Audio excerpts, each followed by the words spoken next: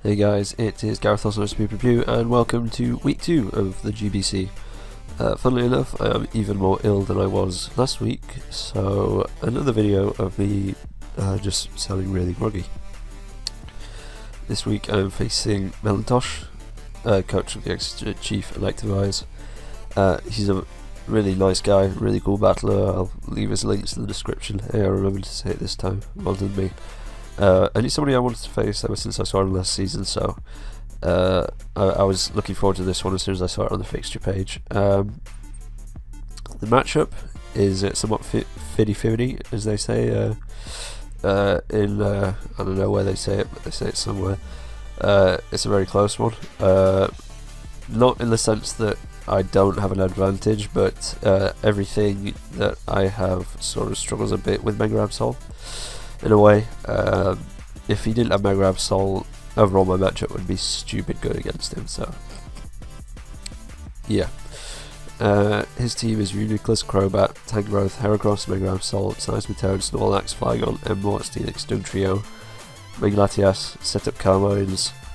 If Heracross isn't scarfed and Mega Absol isn't too healthy or not set up, it's GG.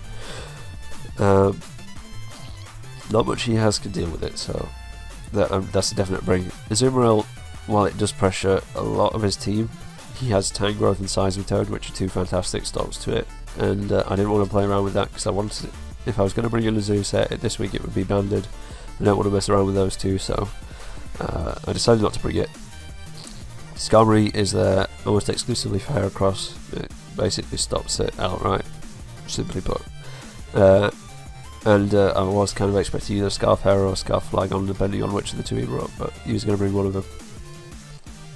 Then we have Nidoqueen. I'm not sure why I forgot what I was going to say. The matchup for Nidoqueen is relatively decent. It's similar to last week, even though it's slow, it breaks down a lot of his walls, so another must bring. Rotamo, he said so in his team builder.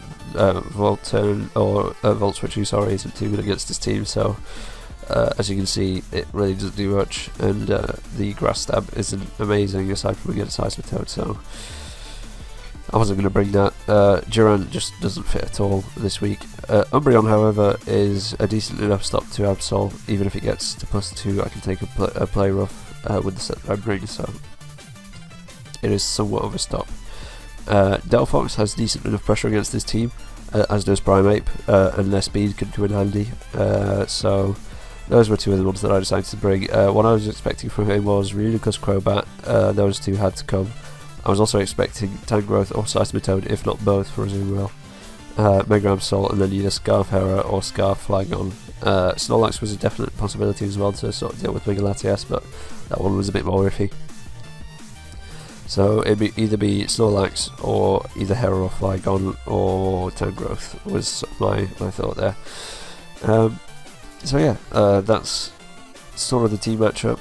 It's longer than last week, I'm sorry about that, but yeah, let's just hop straight into the team builder. Alright, welcome to the team builder. As you can see, I've got the team that I mentioned before. Nothing too special about it in terms of creative sets this week, but here we go. I brought some Carmine Megalatias because status is possibly his best way to wear it down aside from Absol or Hera, so substitute was definitely a good bring. Dragon Stab is good against his team, is only resist being Steelix, and that doesn't appreciate special hits, so that's why I brought that. I could have brought Surf over Sub or even Psyshock, but Dragon Balls was overall just the best thing for me to bring. Max HP, enough speed to outspeed Jolly Hera, I believe, and the rest in defense. The reason I didn't creep a Flygon was because I was expecting him to bring a Scarf one. Then we have Nidoqueen. This spread is strange, I know. 36 speed was to avoid being crept. The HP investment was to live 2 close combats, I believe, from Heracross, or 2 Mega Horns from Heracross, that was it. The special attack, oh no, wait, sorry, that's not right, I lived it anyway. The attack investment is to guarantee a 2-hit KO on standard Curse Lax, which is max HP, and a bit of defense. So it has to guarantee a 2-hit KO on that. The 120 special attack is to guarantee a 2-hit KO with Ice Beam on both Crobat and Time Growth. And Earth Power, L-Code, Steelix with this investment. So yeah, and the rest was in HP. That's how I went about this EV spread. Moveset, as I said, Ice Beam and Superpower are going to be the main two moves I use. Stealth Rock because I needed hazards and I needed a full set on Skarmory. And Earth Power just to complete the stab and all that. Then we have Umbreon, the standard Cleric set, but instead of Protect Air, Baton Pass because I do like Momentum Switch Up. Foul Play is huge against Mega Absol, it kills it if it's at +2, and it's taking a tiny bit of damage, so that's fantastic. Synchronize just because, I mean, the other one is in a focus, and I don't, if that even is released, then it's not amazing on an Umbreon, so yeah, this spread is very weird. The defense is specifically to take 2 Play Roughs or a +2 Play Rough guaranteed after rocks with Umbreon, and the rest was in special defense mainly to deal with his Ridiculous, so that was sort of like the idea. Then we have a Choice Specs Delphox. He doesn't have much in the ways of switches to a Fire Blast, and even then Grass Knot just beats Seismitoad. Psychic does a lot of damage to whatever else wants to come in, so it pressures decently well, and Trick is there mainly to stop a Curse Lax or to stop a Carmine Ridiculous should he bring them. Then we have Primeape, making these three are all making their first appearances. Primeape, the main reason I brought this over Azumarill, which in hindsight I should have brought it really, but the only reason I brought it was punishment. As long as he's not nigh on fully defensive with Ridiculous, if he's more of an offensive set is what I mean. Punishment outgoes if he's at I can't remember if it's plus, I forget. I think it's +4/+4 that it caps out. It caps out at 200 base power. So at the point where it caps out, it's guaranteed to kill unless it's highly physically defensive invested, and even then it does a lot of damage. So it's made to as like a last resort kind of stop the sweep kind of deal, and plus stab close combat against the Snorlax is always useful. So, and finally we have a Skarmory, Rocky Helmet, defensive, as I said, to deal with the Heracross and to sort of deal with the Absol to an extent. I can take a +2 lock off with this spread, and Rocky Helmet to wear it down a bit.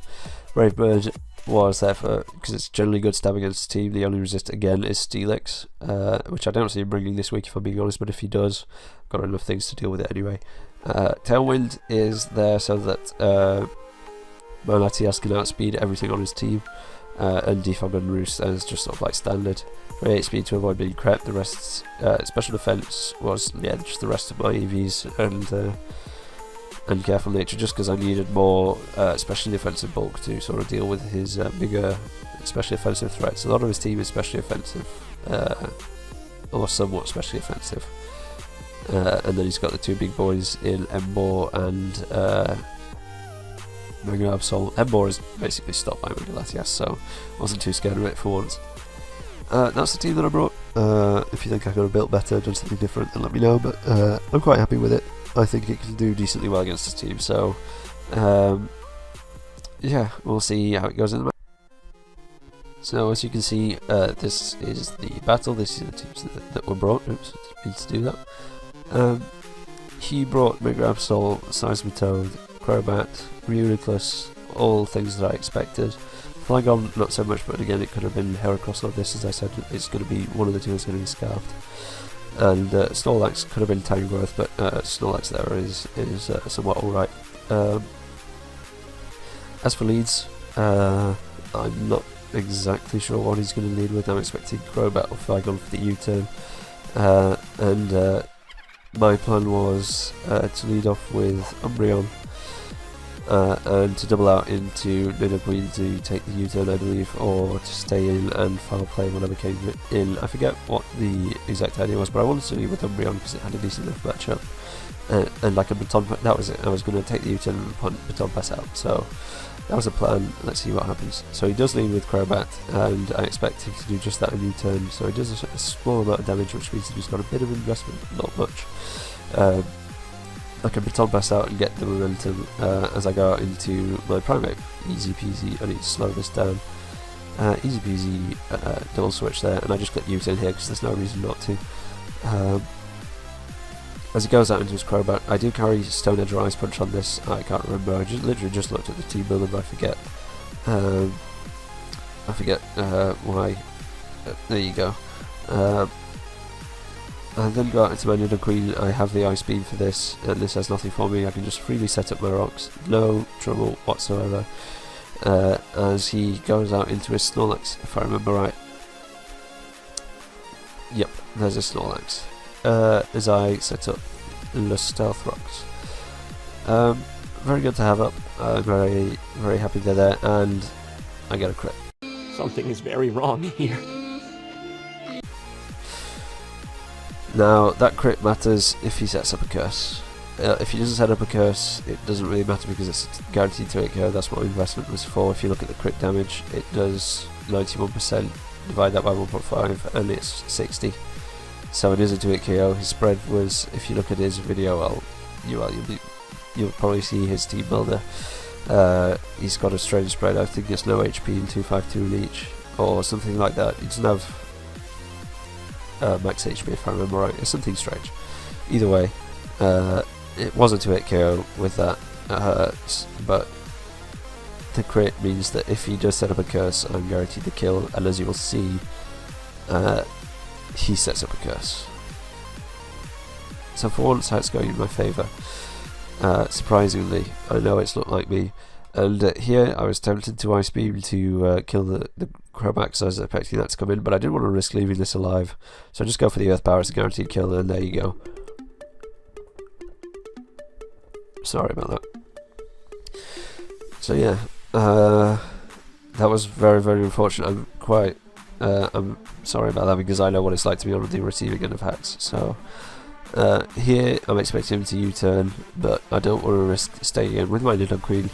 In hindsight, I could have just stayed in and been a man and gone for Ice Beam, but that would have been a bit too risky for my liking. As I go out into my Scarm for free and get some nice Rocky Helmet damage off, I can, on Seismitoad, I can easily just go straight out into my Mega Latias. And this thing can literally do nothing to me.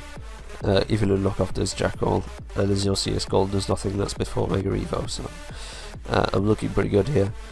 And I have the freest of subs, if I remember right. I go for a sub here. I forget. I think I go for a sub. Yes, I do. And this is where the Carmine Wars begin. I go for a Carmine, as you'll see, and he goes for a Shadow Ball, I believe, to try and break my sub. No, he goes for a Carmine himself, that's right.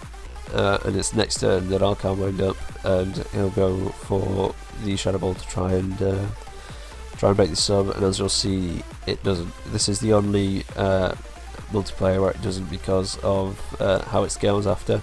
Even though it's like the differences remain the same, like one tier, the multipliers are very close together, so. Here I just go for another sub, I believe, or I roost. I do one of the two. I set another sub up, and at this point it's looking very scary for him. As he goes for a recover, that's fine. I roost up this turn, and then as he goes for Carmine, I believe, and then we both just keep clicking Carmine 24/7, all day, every day. And that's just how it goes, really. I'll set this up to fast because it's literally just us Carmining each other in each other's faces until, I believe we do it until +6, so yeah, it's taking a little while, but we're getting there. I believe he goes to break my sub now, or does he go to +6 as well? I forget. We're both at +6, which is a scary prospect, and here I'll slow it back down. So I go for the Dragon Pulse, it does 32%, that's not much, but it's more than his Shadow Ball does to me. So he goes for the Shadow Ball, and here is the big crucial point. I 100% expect him to Shadow Ball again to try and break my sub, and if I get a high roll, I can 2-hit KO with Dragon Pulse. So I expected him to go for the Shadow Ball, predicting me to stub, and he reveals something I was not expecting at all. As we've seen 3 of his moves, I expected more coverage, but he reveals to have Toxic, which is huge. I can no longer stay and keep setting up with this. I need to get a heal bell off before I can even do that, and my best opportunity to sweep is gone. I go to try and get more damage off as he recovers again, so it's not looking good for me. And here, what I wanted to ensure was he went for another recover, and so I double out here. I'm a man. I double out into. Oh no, sorry, it's next turn. I'm getting things mixed up now. Yeah, he could have gone for a Shadow Ball. That's right. And so I wanted to guarantee that he'd go for a recover, which is why I left it in so late. And I double straight out into Primeape. As I said, I've got punishment on this. Looking pretty juicy, looking pretty sweet. As he recovers up, that's fine. I don't think he was. I think he was expecting the U-turn by the play that he makes, but punishment, it lives. It lives. That's 200 base power, super effective from base 105 sweep, I think. 105 sweep. What am I? 105 base attack. That's impressive. As he goes to the recover, I'm guessing he expected the U-turn. Yeah, it can't stay in. But here, I don't want to risk it. I honestly don't. I could have switched double back out into my Umbreon or something. But I decided to go for another punishment because I don't want to risk it. It's a +6/+6 really close. I'm not going to play around with that. Here, I go straight out into Umbreon, I believe, on this. I forget. I think it's Umbreon, so I want to get the heal bell off ASAP. Yeah.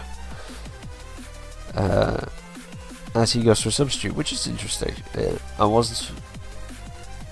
I certainly wasn't expecting that, if I'm being honest. But, you know, some Stealth Rocks, strange set, but I guess it all makes sense in the mind of those who believe in it. Here I go for a heal bell, I believe. Or do I switch straight out into Latias? I do one of the two. Oh no, I baton pass so that I guarantee the HP regen onto Latias on the switch so that I can switch it in more freely in the future. I'm actually being smart for once, what do you know? So I've got my Latias in, I can basically recover up on this and he knows it, so I think... Oh no, he stays in one more turn and goes for a Scald. That's fine, does no damage, and Toxic just whittles me down a bit. I believe I try and break his up with Dragon Breath, or Dragon Pulse, sorry, as he switches out into, I want to say Crobat. Oh no, he goes back out into his Ridiculous. I don't want to mess around with this shit. I go for a Dragon Pulse. If I'd have got a high roll there, I could have killed it. If I got the like 35% roll 2 times in a row, I could have easily just killed it there. But sadly, it wasn't meant to be. He's guaranteed going for a recover here. I'm fine with that. He's only shown to be Magic Guard with the way we switched into Rocks, so my Synchronize here isn't going to matter when he eventually Toxics me. But I just go for a heal bell first as he Toxics me next turn, I believe. Or this turn, I mean. Oh, he goes for the Carmine, that's right. And I can just, I believe I'm going to Baton Pass out this turn to just sort of start dealing with this a bit more because I don't have much for. Oh, I go for Wish. I'm sorry, getting all my turns mixed up. And I tried to Baton Pass back out to my Mega Latias, I believe, but because this outslows me, he can get a second Toxic off. In hindsight, I should have predicted this and gone out into my Delphox, but at least my Latias is at full HP. Even though it's Toxic, it's still looking very nice at 100-ish%. This is going to be, if you look at it, we're 34 turns in, and there's only been one thing dead. This is like me. This is a well drawn out game, well thought game, and here I expected him to go for a. I don't know why I went back out into Primeape here. I guess I just wanted the U-turn damage as he switches out, which is such a relief for me. Him staying in there would have been quite problematic, but a U-turn. It does nothing to Crobat, of course, but that's fine. I can deal with it.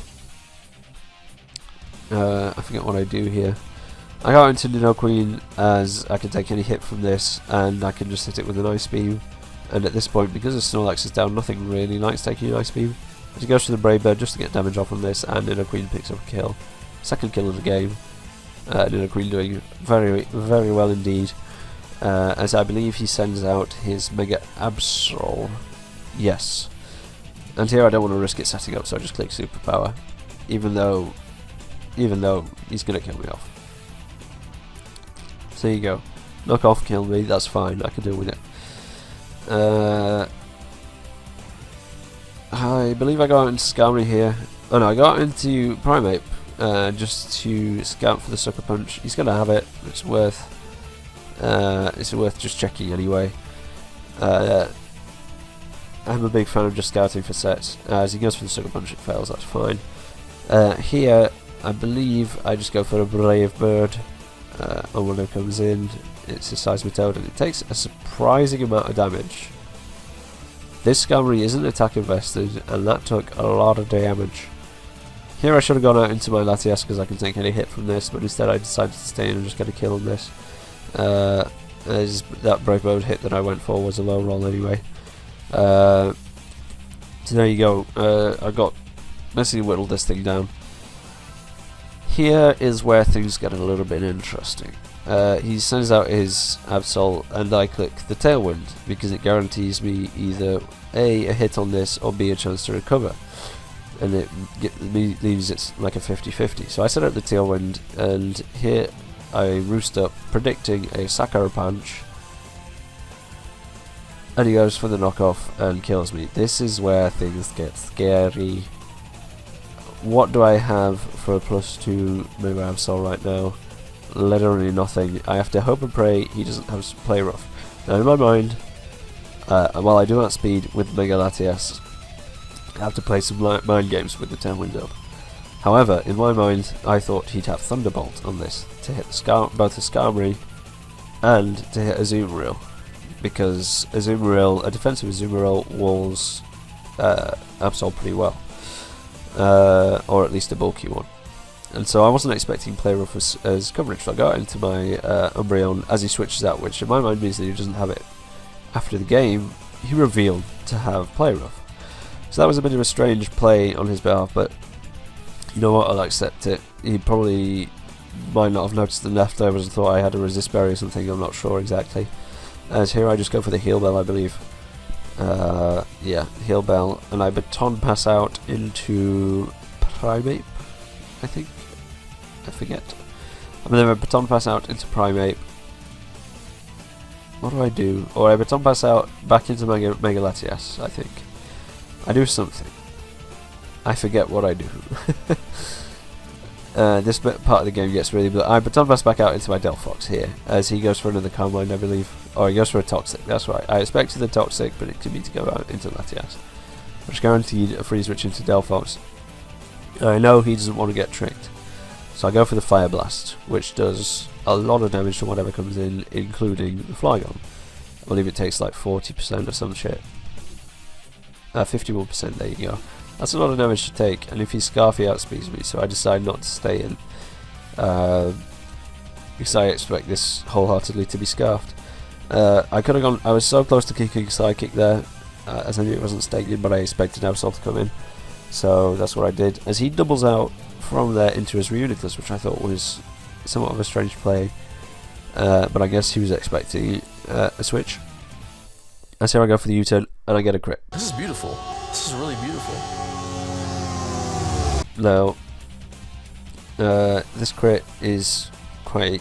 It's not huge. It's not as big as the Snorlax crit. Because later on... well, you'll see why. I double out into my Delphox, expecting another Toxic. He's going to expect my Latias to come in, as he knows I'm going to U-turn, so I do that well. Specs Fire Blast to a fully HP invested Reuniclus with the spread that he had, which I saw on his team builder. I have a chance to kill when at about 70%.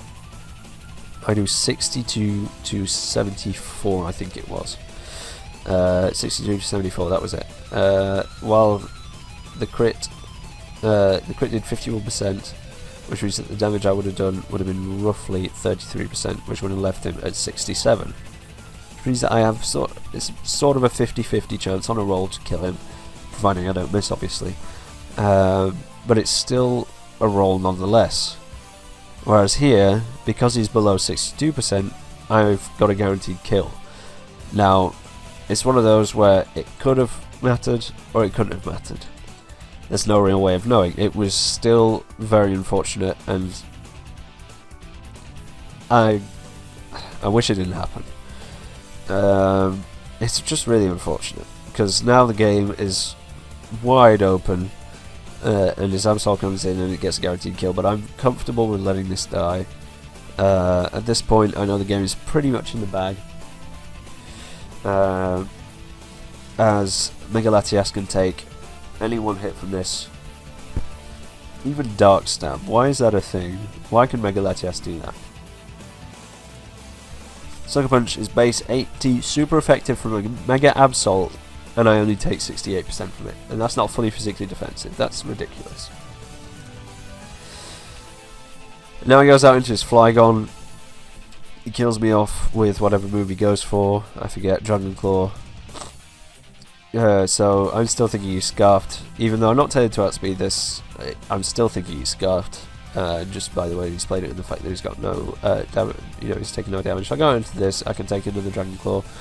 But he goes for a U-turn, which shows that he wasn't. If he had Outrage, that was a kill, but either way I have a Scarf Primer in the back, so Primer would have finished off. And I foul play to finish off the game. That's a 10. That game was so intense, it was ridiculous. That bit where he swords danced up with Mega Absol had me in shits. I honestly thought I wasn't going to wasn't going to make it back from there.